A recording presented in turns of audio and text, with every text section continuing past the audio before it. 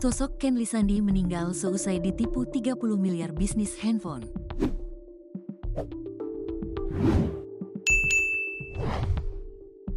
Sosok Ken Lisandi, seorang pria berusia 35 tahun asal Bandung menjadi korban penipuan bisnis handphone. Dr. Benny Wulur, sahabat yang juga menjadi kuasa hukum Ken dalam kasus penipuan bisnis handphone senilai 30 miliar rupiah, mengungkapkan kondisi kliennya di media sosial. Dalam pernyataan yang disampaikan pada tanggal 13 Maret tahun 2025, Benny menyampaikan situasi terkini. Beberapa bulan lalu, Ken menjadi korban dalam kasus penipuan bisnis senilai 30 miliar rupiah.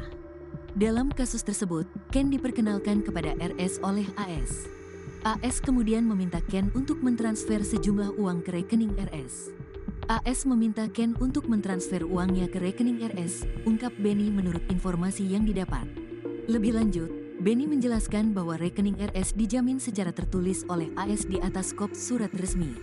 Namun, kenyataannya, uang yang dipindahkan ke rekening tersebut ternyata masuk ke rekening milik istri RS dan kemudian hilang. Proses hukum yang tengah berjalan dalam kasus penipuan ini membuat Ken banyak tertekan. Ia terpaksa melakukan perjalanan bolak-balik antara Jakarta dan Bandung, yang diduga semakin memperburuk kondisinya. Uang 30 miliar rupiah yang terlibat dalam bisnis tersebut, yang merupakan hasil kerja keras bersama rekan-rekannya, juga menyebabkan Ken mengalami stres berat. Kedua tersangka dalam kasus penipuan ini, RS dan AS, kini telah ditahan oleh Polres Metro Jakarta Pusat. Menurut informasi yang dihimpun, Ken melaporkan kasus tersebut pada tanggal 30 November tahun 2024 ke Polres Metro Jakarta Pusat. Rohmat alias R pun ditetapkan sebagai tersangka pada tanggal 19 Desember tahun 2024. Muhammad Firdaus selaku Kasar Reskrim Polres Metro Jakarta Pusat pun memberikan tanggapan.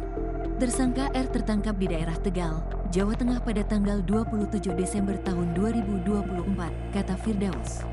Pada saat ini tersangka R sudah ditahan di Polres Metro Jakarta Pusat dan tersangka R juga sedang dalam pemeriksaan untuk penyidik mengetahui kemana saja dari aliran dana 30 rupiah miliar, sambungnya. Benny Wulur meminta pertanggungjawaban agar para pelaku mengembalikan uang 30 miliar rupiah milik Ken.